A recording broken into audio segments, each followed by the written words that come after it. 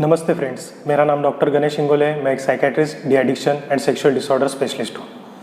आज हम बात करेंगे साइकेट्री के मिथ्स के बारे में। लोगों में साइकेट्री के बारे में या साइकेट्रिक ट्रीटमेंट के बारे में, साइकेट्री के मरीजों के बारे में क्या क्या गलत धारणाएं होती है और हम इनको कैसे दूर कर सकते हैं।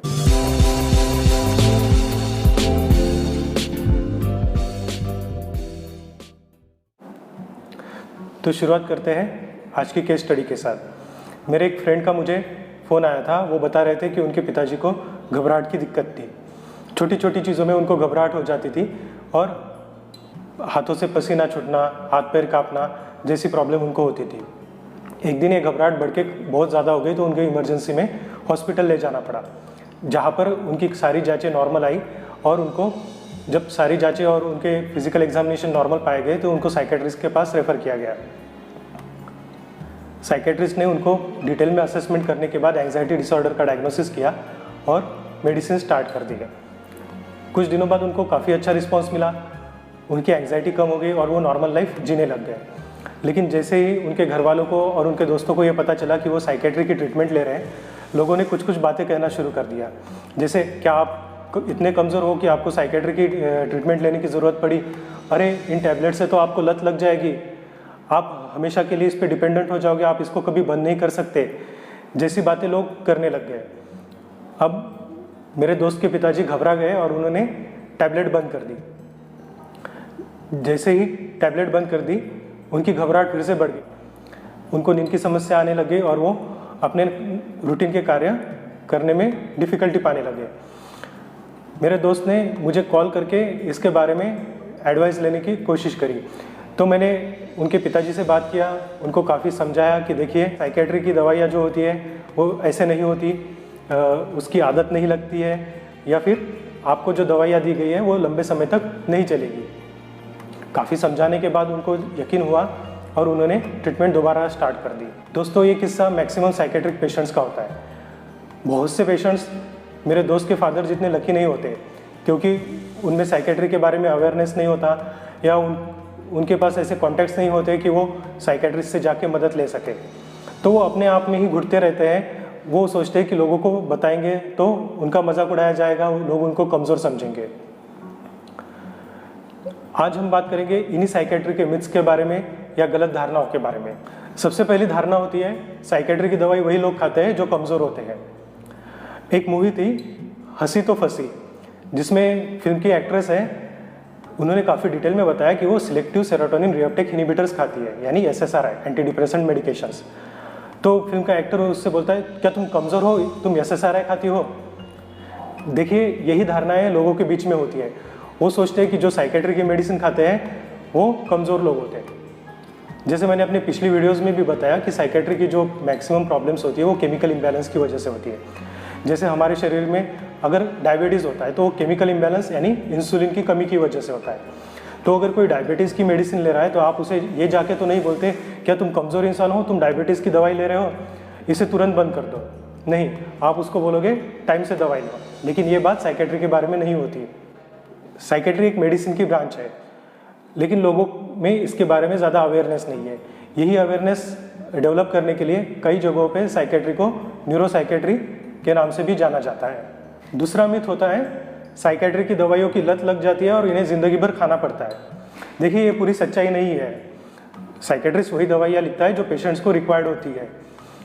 जनरली साइकेट्री की जो दवाइयाँ है कुछ लंबे समय चलती है, जैसे डिप्रेशन, एंग्जाइटी की ट्रीटमेंट 6 महीने से 8 महीने चलती है। स्किज़ोफ्रेनिया या बाइपोलर डिसऑर्डर्स की 2 साल से लेकर 5 साल तक ट्रीटमेंट चलती है। अब यही बात लागू पड़ती है बाकी फिजिकल इलनेसेस को। जैसे मैंने एग्जांपल दिया डायबिटीज़ का या हाइपरटेंशन का, इनकी दवाई तो इंसान को पूरी ज़िंदगी भर खानी पड़ती है। तो क्या उनको डायबिटीज़ की दवाई या हाइपरटेंशन की दवाई की लत लग जाती है? जी नहीं, ऐसा बिल्कुल नहीं होता है। तो हमें हमारे मन से ये धारणा निकालनी पड़ेगी कि साइकेट्री की दवाइयों की लत लग जाती है। मिथ होता है, साइकेट्रिस्ट नींद की दवाइयाँ लिखते हैं। देखिए, ये बात भी सच नहीं है। बहुत सी बार जब पेशेंट इनिशियली साइकेट्रिस्ट के पास आता है तो उनकी एंग्जाइटी या डिप्रेशन काफ़ी हाई लेवल पे होता है, क्योंकि हमारे समाज में साइकेट्री के बारे में स्टिग्मा होता है। लोग साइकेट्रिस्ट के पास जल्दी जाने का अवॉइड करते हैं। तो इस कारण की वजह से उनके सिम्टम्स जो है काफ़ी ज़्यादा बढ़ चुके होते हैं और वो साइकेट्रिस्ट के पास काफ़ी देरी से पहुँचते हैं। पेशेंट के जो एक्यूटली बढ़े हुए सिम्टम्स हैं उनको कंट्रोल में करने के लिए बेंजोडाइजेपिन्स देने पड़ते हैं, जो एंटी एंग्जाइटी का भी काम करते हैं। जब उनकी एंग्जाइटी की लेवल कम हो जाती है और बाकी एंटी डिप्रेसेंट जैसे एसेसिन काम करना शुरू कर देती है, तो हम बेंजोडाइजेपिन्स का डोज रिड्यूस करते हैं। जनरली टारगेट ये होता है कि पेशेंट का रिस्पॉन्स मिलने के 1 महीने के भीतर भी बेंजोडाइजेपिन्स बंद किए जाएँ। अगली धारणा की बात करते हैं, साइकेट्री की दवाइयों के काफ़ी भयंकर साइड इफ़ेक्ट्स होते हैं। इससे भी मैं सहमत नहीं हूँ। जनरली साइकेट्री की दवाइयाँ काफ़ी सेफ़ होती है। आजकल जो साइकेट्री की दवाइयाँ मिलती है वो नॉन एडिक्टिव होती है और पेशेंट को काफ़ी इफ़ेक्टिव होती है। बहुत सी साइकेट्री की दवाइयाँ पैरासीटामोल टैबलेट से भी काफ़ी सेफ़ होती है। हाँ, मेडिसिन के साइड इफ़ेक्ट्स ज़रूर होते हैं, लेकिन साइकेट्रिक मेडिसिन में इन साइड इफ़ेक्ट्स को काफ़ी अच्छे से कंट्रोल किया जा सकता है। दवाइयों का डोज घटा के, बढ़ा के या दवाइयाँ चेंज करके भी इन साइड इफ़ेक्ट्स को अच्छे से मैनेज किया जा सकता है। तो ये धारणा काफ़ी गलत है कि साइकेट्रिक के मेडिसिन के काफ़ी भयंकर साइड इफ़ेक्ट्स होते हैं। अगली धारणा होती है कि साइकेट्रिक के पेशेंट्स को हॉस्पिटल में शॉक दिए जाते हैं और उनको चेन से बांध दिया जाता है। ये धारणा भी हमारे मन में ज़्यादातर फिल्में देखकर ही आती है।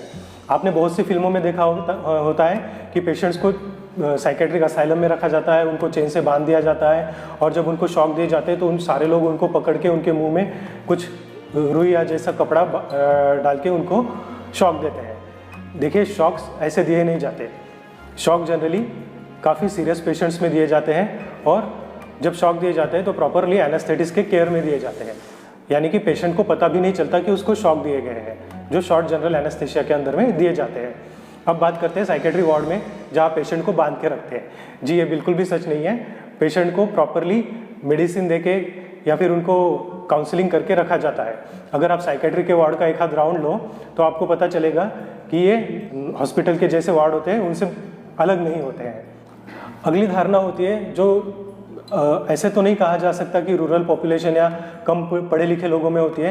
ये धारणा पढ़े लिखे लोगों में, शहरी पॉपुलेशन में भी देखी जाती है कि जो साइकेट्री के सिम्टम्स है, जैसे कानों में आवाज़ आना, भूत बाधा जैसे, ये सारे ऊपर की देवी का प्रकोप या भूत बाधा की वजह से होता है।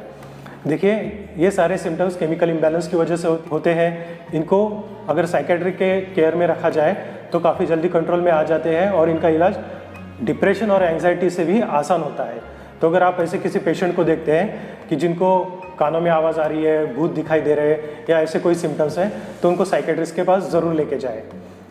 इस चैनल का उद्देश्य है लोगों में साइकेट्री और साइकोलॉजिकल डिसऑर्डर के बारे में अवेयरनेस डेवलप कराना और उनको साइकोलॉजिकल या साइकेट्रिक ट्रीटमेंट लेने के लिए एनकरेज करना।